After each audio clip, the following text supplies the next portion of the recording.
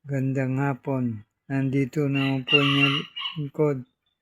Nagbabagay ko sa inyo itong piso, 2 pisong kalabaw. Marami pong naghahanap ng ganito. Kung meron kayo, itago nyo muna at yan yun kasi marami naghahanap ng ganito. Meron din pong maliit nito. Sabi ng mga ibang vlogger, mahal daw ito, yung pisong kalabaw.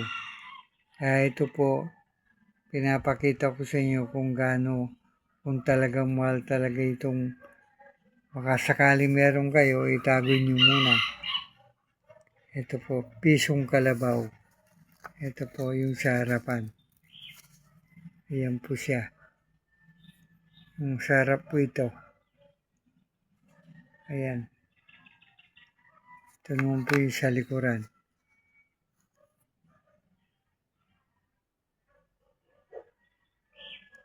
Kaya lang po, wala ako nung maliit.